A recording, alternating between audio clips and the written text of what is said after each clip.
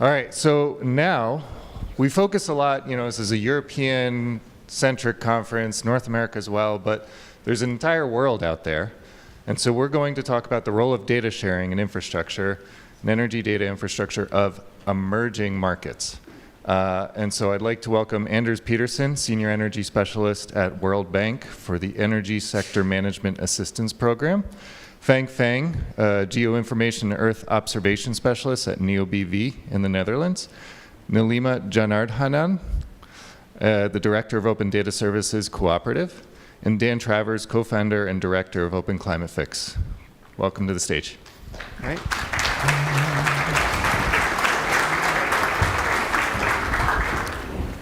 Excellent. Thanks very much to LF Energy for putting together this event. It's really been incredibly inspiring listening to all the use cases, all the demos yesterday. And I think we ended the last session on CPATH on a really nice note around that we need a diversity of communities to help utilities and other energy stakeholders take this work forward. And this is actually very much the jumping off point that if I was to say 2 minutes about what we do at the World Bank, the World Bank has a global energy team that's supporting utilities around the world in advancing the energy transition. That means decarbonizing their grids and achieve energy access for 700 million people who today don't have energy access at all. And we do this through this in a number of ways, but especially providing lending, financing to those countries to do grid modernizations, to do energy access programs. And while open source is not the main story there, we see a lot of potential in open source and open infrastructure as an enabler into unlocking some of the potentials that are maybe not achieved today. So we're going to have a great session where we, together in this panel, will bring you a number of use cases and examples of how energy data infrastructure can be considered, how it can be considered as an asset, and how we can improve accessibility and performance of energy grids with increased amount of renewables in developing countries' context. The World Bank has done lending in a number of different countries where we are seeing that digital infrastructure is absolutely essential in advancing work. And to just give a couple of examples, we're seeing that the grids in countries where we work are legacy to the amount that you probably don't see in many OECD countries. That means that if you come in with a tool that you expected to work in Germany or France with maybe substation technology of the last 10, 20 years, well, you may engage in countries that have infrastructure that dates 50, 60 years back. What does that mean? Well, it probably means that you need a more rugged set of technologies, that you need more robust considerations around interoperability, and that you can't assume that because these improvements and modernizations will happen in a phased approach, you can't assume that you can overhaul everything from one day to another. So that means the technologies that we need are very much component-based. They need to be flexible. They need to have a high focus on being able to iterate, being able to adjust. And there's actually real challenges if we assume that we can develop everything in a box that can work across an entire system. So we also know that there's a number of, and I think yesterday has been a good example where we're hearing a lot of the same challenges that are actually happening in OECD countries are also present in developing economies and emerging markets. They may just be visible to a larger extent. And an example there can be things like the digital skills of the utilities. In almost every country where the World Bank works, there's a growing IT sector in the country. And that means that if you want to have a pipeline of utility staff with technology skills, that pipeline of staff always risk being siphoned off to businesses that maybe have higher compensation or have more clear career paths. So we consider learning, capacity building, and training for utilities to be an absolute critical part of this, because open standards are some of the foundations that can help us do better deployment of technologies in the future. So I'll stop here and then hand the first. We will have a series of introductory remarks. We'll then try to do a very quick poll, and we do want to make sure also for Q&A at the end. So do reserve, think about what questions you may have. But I'll first turn it to Neelima to speak. Thanks, Anders. Hi, everyone. I'm Neelima, Director of Open Data Services. So we are a workers' cooperative that for the past 10 years has essentially supported data initiatives in creating the data standard, but also the governance and the tooling and software that goes along with it to use it. And we've consistently worked in the open. Everything that we've created is well documented publicly. We also work in the open. And so it is with this background that Anders approached us to create a responsible data sharing framework for mini-grids with a focus on sub-Saharan Africa. And we're like, okay, let's see how the work we've done earlier applies to this. And the first commonality we found was that levers that kick the or rather support the opening of data existed in this context as well. So the levers are usually twofold, carrot or stick. So our previous work in open contracting and open infrastructure, we found that the legislative backing is lobbied into place. That was already there because the Nigerian Data Protection Act of 2023 is one of the motivators for this piece of work. We found that everyone across the data pipeline was happy to be part of whatever the responsible data sharing framework looked like. And the other was the carrot, which is the funding. So a lot of the funding models for mini-grid projects here are with an external funder mandating the data and mandating the data standard. So both were in place.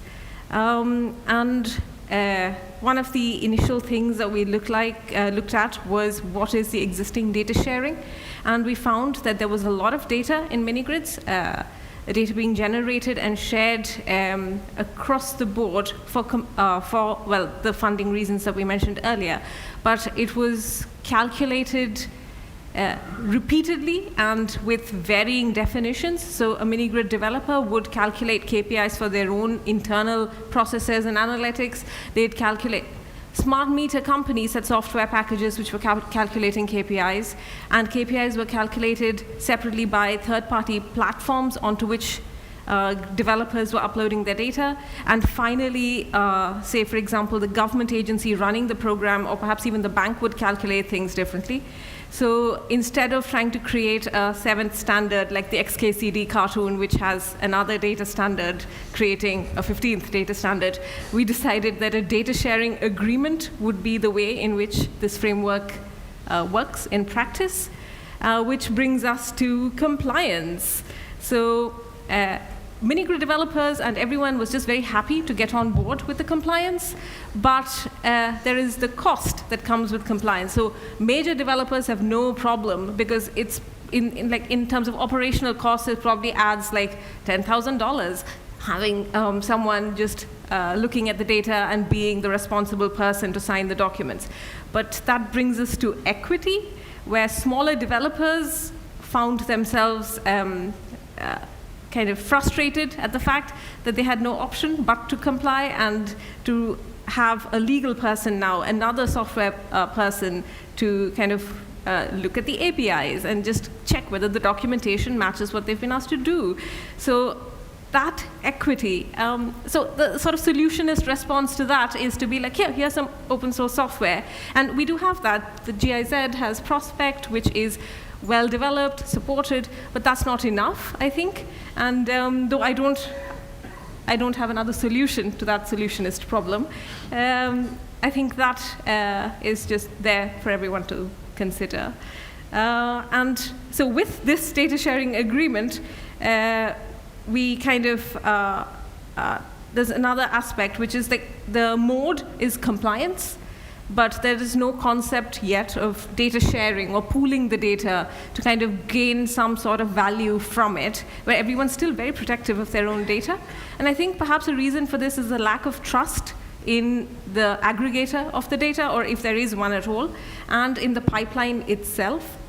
And I'll kind of divert to an example from open infrastructure, where it's one of our long-term partners that we've worked with, and they work creating lobbying with governments. And in Honduras, it was an 8-year journey that led to one of the one of the world's best open infrastructure portals.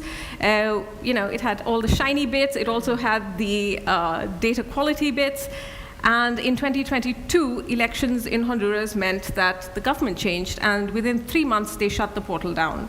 So I think their data initiatives now know that they have to do something about this and aggregate the data themselves and kind of hold on to it, and then show the value that can be generated from the data, which kind of takes us away from just developing the tools, developing the software or the data standard, and letting the market find its own value. So I'm hoping that funding, as is driven in a lot of work that I do, that funders will kind of add on, exactly as Anders mentioned, to the process, the pipeline, and the people, and we gain more value from that. Great. Thanks so much, Neelima. We're now going to jump to Dan. Dan is co-founder and director of Open Climate Fix. Over to you. Great. Thanks, Anders. Thanks, Neelima. So I'm going to talk a little bit about value. So brief introduction about myself. I was a mathematician originally, worked in energy 20 years ago in Australia, and then worked in the fintech space as a product manager for a number of years before coming back to energy. And the fintech space was quite interesting because there's a very much a focus on value, right? So you're dealing with banks and so on. And I don't want to define value in a narrow way, because I think there is societal value and public value that we should be thinking about. However, the world is very good at counting monetary value, and it is not very good at counting all the other types of value. So I think it's really important to try and think of what is the monetary value of open data and publicize that as where we can, because that's a language that a lot of people understand in terms of investments and so on. And from conversations with Anders, it's really interesting to understand how the World Bank is very good at valuing investments in physical assets, from Anders' own admission, but not so good at valuing digital assets. So I think one of the things I'm really keen on doing is thinking about how can we value digital assets better and make that something that an accountant can actually sign off on and go, yeah, I'm behind that. I think there's a cash flow model that I can understand and validate. So where does that leave us? So we do solar forecasting, Open Climate Fix. We're open source soil forecast and wind forecasts now, to be fair. What's the value of a solar forecast? This has been a vexed question, and there's carbon value, and there's a financial value to grid operators and to smart home operators and to energy traders and so forth. One of the things as we've started to examine that is we've noticed that we've sort of started to piece together those bits of value. I'm not going to go into that in detail, but the other part about it that comes to the open data is it's the actual, what's the ground truth that we're trying to predict, right? So the actual solar generation outturn, half-hourly, quarter-hourly outturn through every period in the year.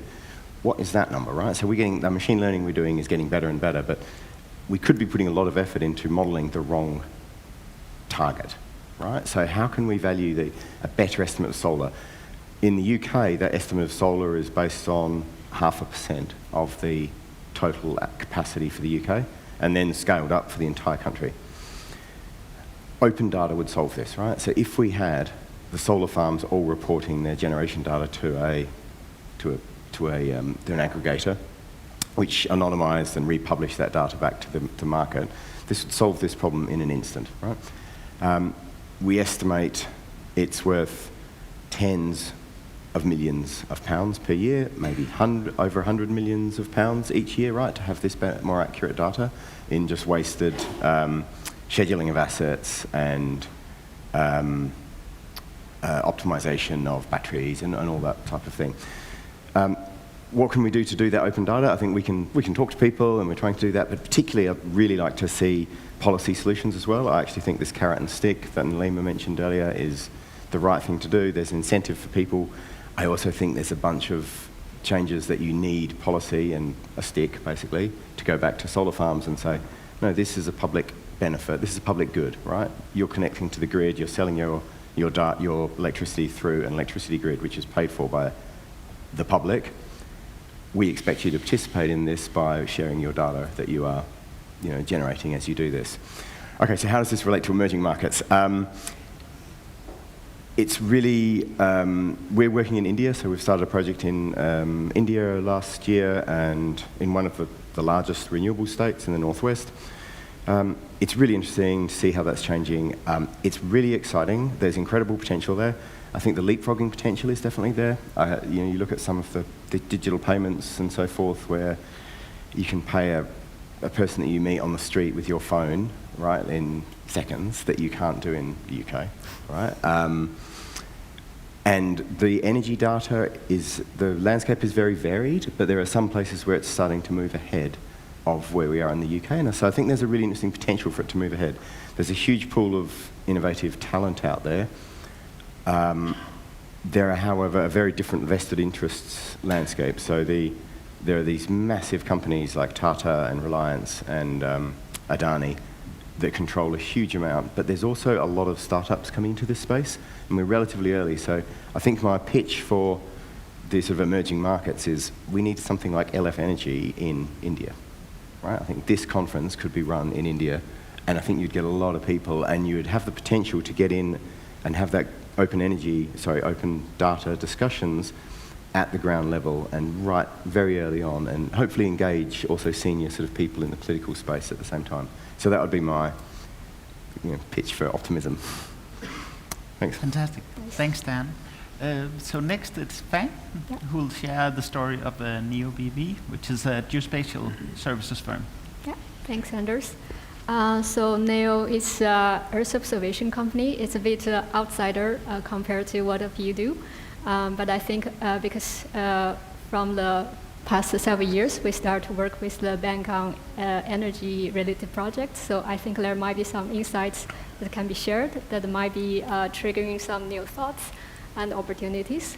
So just some quick introduction about Earth observation and our company. It's Ladder Lancer Supervision.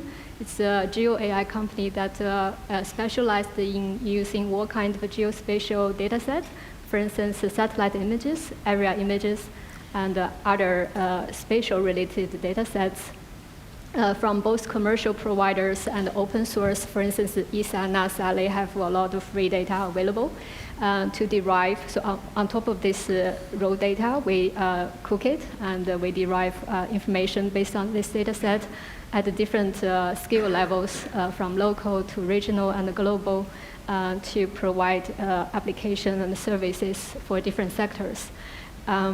Obviously, it has the potential to do so because the satellite is ongoing, continuous, and it has a global coverage.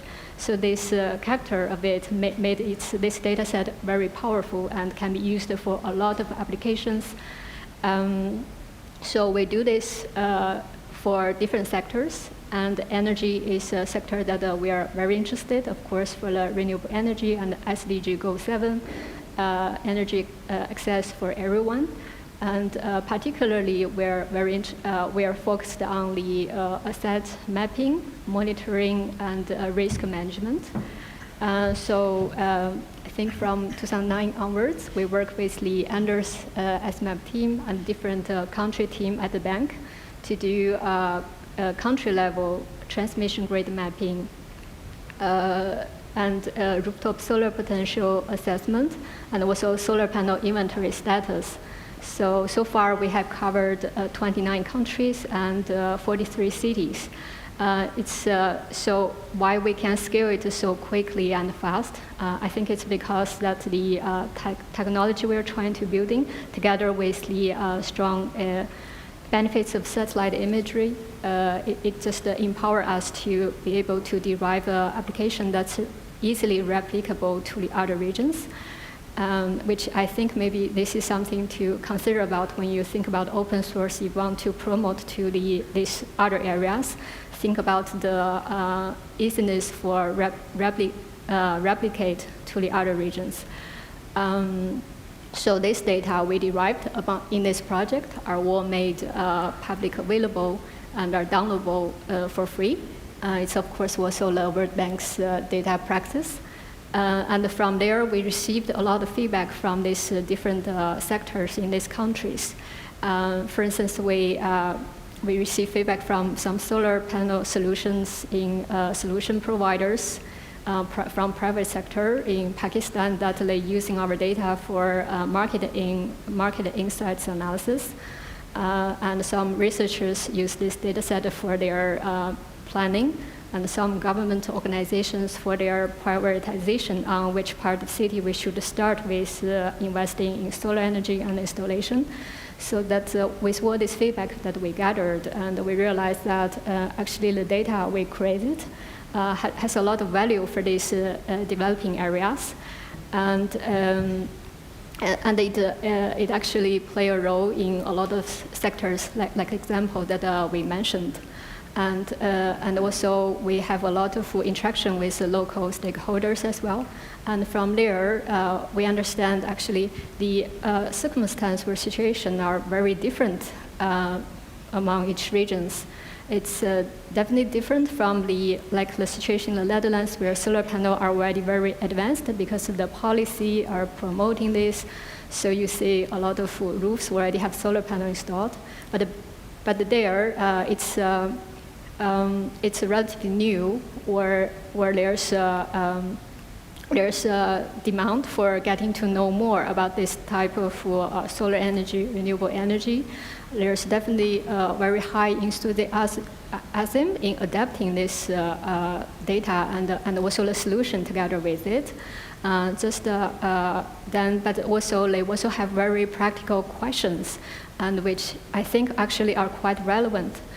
So when you enter those areas, when you want to also sell maybe your solution or promote something, things that you do, just think about it. You may also need to couple with maybe some consulting service and advising service to those areas. So for them to be able to take them along with you, so they say the value that the product or the service you are having are to them. So they are more willing and open to adapt. So that's one learning point. And the one thing we did is we, together with the bank team, we're doing the capacity building and the training for these different sectors. And also from the training session, we realized how much enthusiastic are there, and the curiosity are there, that for them to also can learn and also be catching up for their own regions. And then within the Netherlands, we are also trying to promote this open data and sharing. So NEO itself has invested in a lot in the national solar panel database and also tree database. We have every single tree information in the Netherlands. So what these data are made available through APIs. And the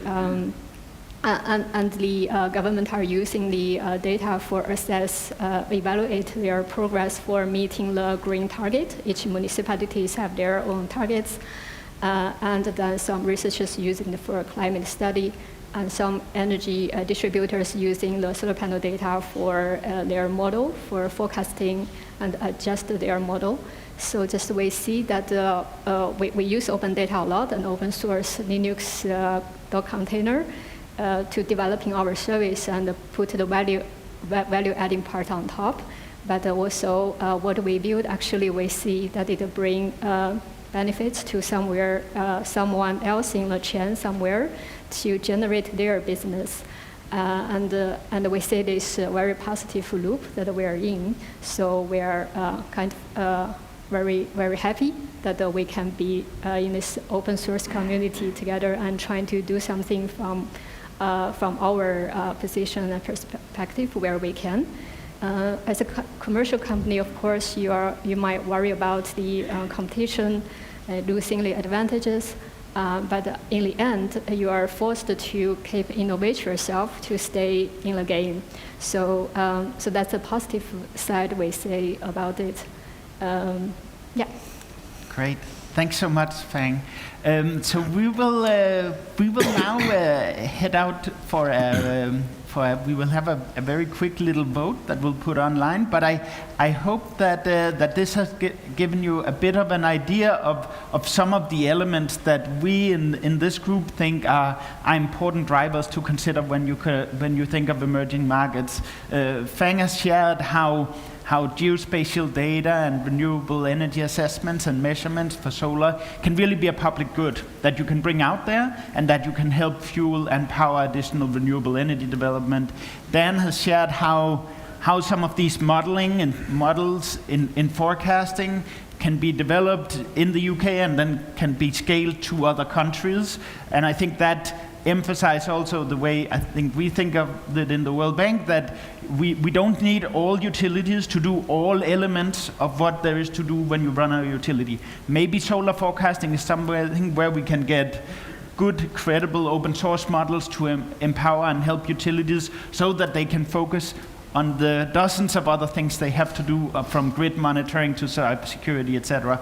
And I think Neelima has shared a really good example of how do you consider the fact that our energy systems in the future will be more fragmented with more stakeholders.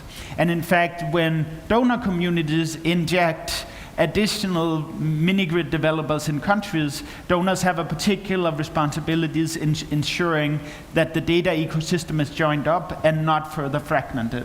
So I think Neelima and her team has provided a really valuable contribution in how do we think about data sharing in responsible ways when more stakeholders are entering the energy systems and energy markets.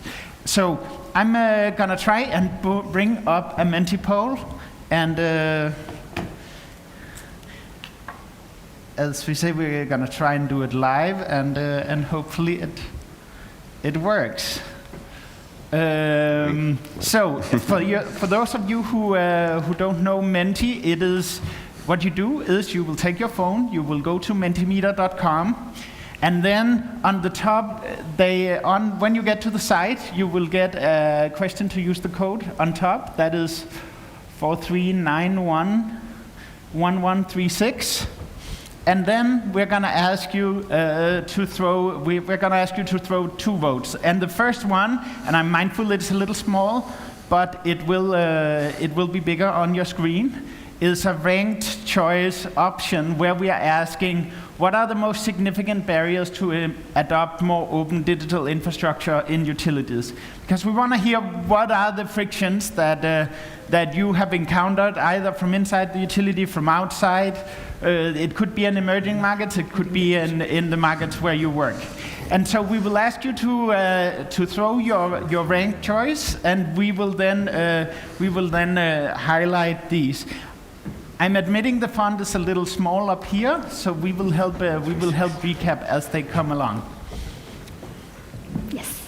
And as you are throwing your vote, also do think about if you have questions to the panelists, because we will have time for Q&As after this short vote.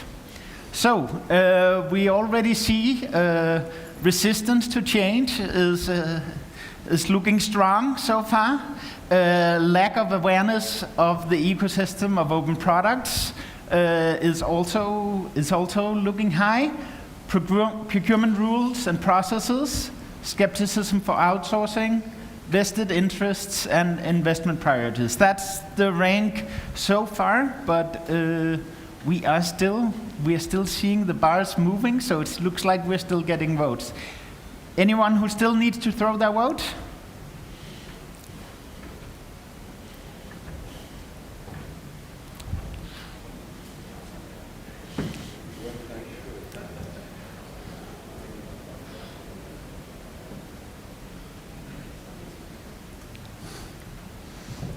We will give ourselves just 10 more seconds, and then we will actually move to the next. It's a final one. Resistance to change. Everyone has thrown their vote. Resistance to change, I think we can declare winner, followed by lack of awareness of the products and procurement rules and processes.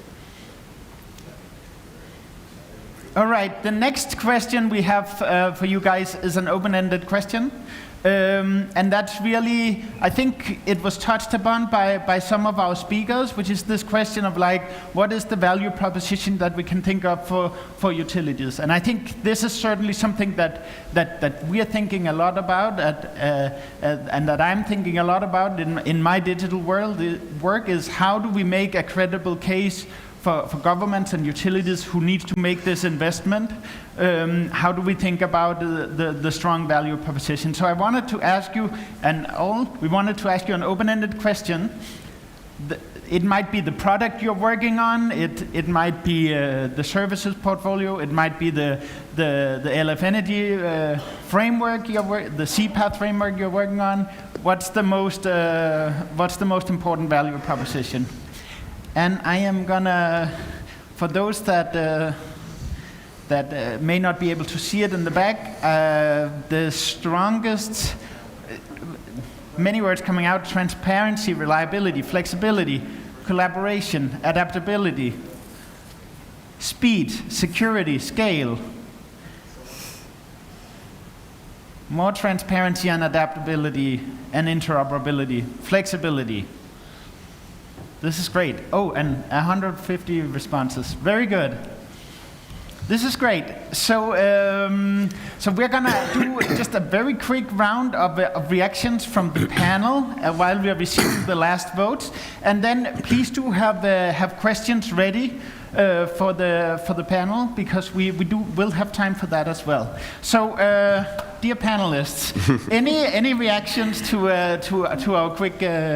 our quick poll? Yeah, I had a very visceral reaction to the first question, where nothing, like my priorities were the exact opposite of what was here, because I think, especially in the global south, I don't think we have that fear or entrenched beliefs, and governments are usually very receptive to whatever new or innovative thing that we're suggesting, and perhaps that's a very European versus rest of the world mindset. Yeah, really, I agree. Interesting. And I think what the second one was lack of awareness, and I think that's actually a really interesting message for conferences like this, where it's again that it'd be great to do this conference in global south and all these countries, which I think these messages are super relevant. Yeah. I particularly want to respond to transparency. So I think that when I hear a lot yesterday that there's unwillingness of sharing data because of all kind of concerns, especially from utility in those areas. And I think that the EO database solution, it's a good way that with this data you can generate the asset information. And if the data is coming from one company or one party, or can only be accessed through one company, one party, then there's no way there's trust issues, there's no way you can validate. But I think the EO data avoid this issue because you can validate through images. Another comment on that word cloud. I was surprised that cost didn't come up. Yeah. Right? Because I mean, and I don't mean upfront cost, I also mean maintenance cost. And that was not one of the biggest words, because I think that's a huge selling point of open source, is that ongoing cost and benefit of gathering the community's input. Great. So we have time for questions. So I wanted to open it up. Any reflections from the audience to the panelists, either on some of these technologies and principles that's been tested out? Any questions you may have around how to take products to emerging markets? And maybe if we can open up for a couple, and then we'll wrap it around. Hi, Martinez. I was wondering, so usually from my experience, when the World Bank is funding a project, they are also setting up terms of a service or terms of execution, and there can be things like a certain way of procurement, a certain way of things. Do you take open source already in consideration when you start funding and set up the contracts? So I think we should take a couple of questions so that we can, but thanks, that's noted.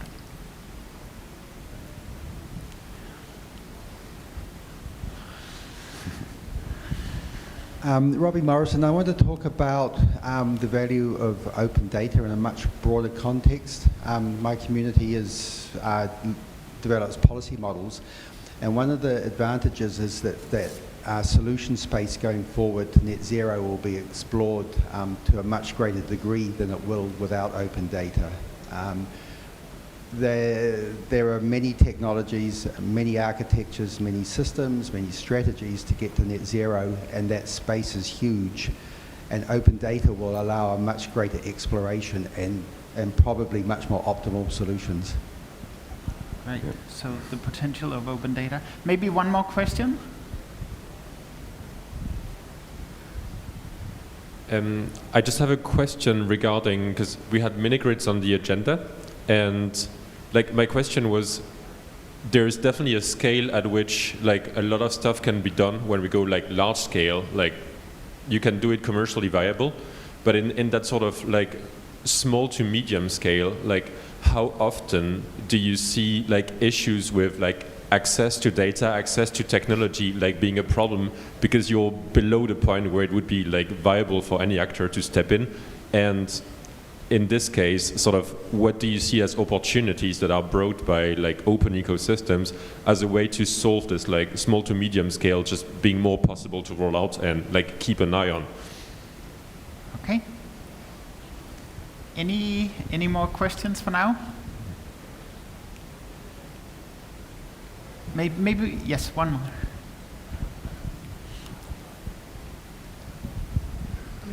I have a question about the generally open source data in an emerging markets.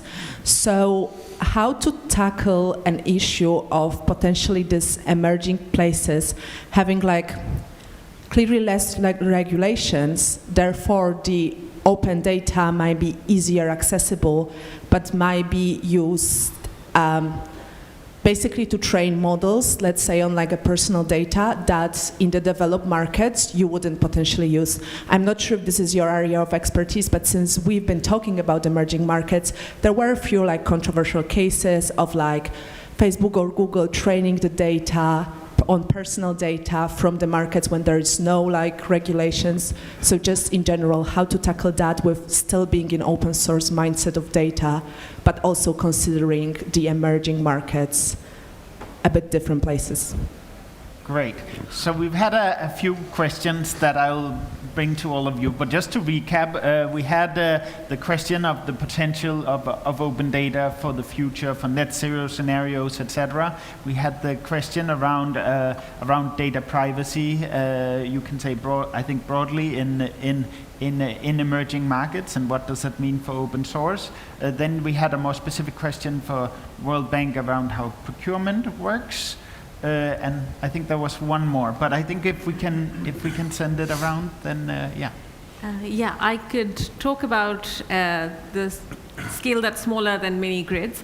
So the instantiation of this responsible data sharing framework was in a project in Nigeria with the bank and the Rural Electrification Agency in Nigeria. So one component of the project was mini grids, where, as I mentioned earlier, there is established data flows and everything works as expected. And the other component was solar home systems or off grids, where all the data challenges that you just mentioned in the question were present. And in negotiations with the Rural Electrification Agency, we realized that you can't mandate this. Data entry is going to be manual with CSV files that a human being has written will be submitted into the system. So it is a step change, and like that's the way you get there without penalizing smaller players. So it's a judgment call. Yeah. And also, I just wanted to talk about the data privacy issue. So, like, while I don't have a sweeping statement, there are like individual cases where, in my previous work in open contracting, continuing work, we do deal with government officials who are very sensitive to this issue. So, especially in South Africa, even in like maybe 4 or 5 years ago, you do have Treasury officials who are like talking to you on a field by field basis for open contracting data. We're like, no, we need to redact that, we need to redact this. On a national level, they're very aware. Even in the absence of legislation, they're very sensitive to it. So I think it's, again, a case-by-case basis. Right. Yeah, so I think I won't answer on mini-grids. I think to Robbie's point, I think that the open data, the lack of open data is a huge uneven playing field challenge for the ecosystem that needs to develop in the energy world to get us to net zero more efficiently. I think one of the big problems I think we've got is that the data is sitting in a different place to the innovators, and the data generally is sitting in these huge companies and government utilities, and the sort of millions of people who could innovate on this data are separate, right? And so I think that's why it's an absolute imperative to do that. And I also strongly believe, I don't think the financial incentive to get those companies to sell their data is going to be strong enough. I just don't think large companies will do that because they'll see a potential missed opportunity. So I think you have to force people to do it. And then I think to that point about the sort of ethics, which I think leads on to that, because one of the blockers is, especially for government agencies sharing data, is around the ethics and so on. And yeah, I think that is a concern, right? And I think there's an interesting balance of, from our work in India, there's a very close relationship between some of the big companies and governments, all right, and state governments and the national government. And you can really see a situation where there would be a deal where some data is passed on to, especially these super multinational corporations, and they could misuse it. On the flip side of that, I really think it's a problem we feel like super belt and braces cautious about everything because we will just never move anywhere. So I've had a lot of conversations around government people and ethics, and I sometimes feel like the answer is always no. And it's like, guys, we're going to have to push the boundaries a little bit. Like solar inverter data, is that really personal data? Like on my house, it's a weather station, right? And even I'll challenge it whether when I use my heat pump, is that personal data? Okay, maybe not. Yes, I think there's a really interesting challenge and has to be looked at with experts who understand the electricity and the benefits of the data as well as the personal challenges that may throw up. Yeah. So, thank you. Yeah, thank you.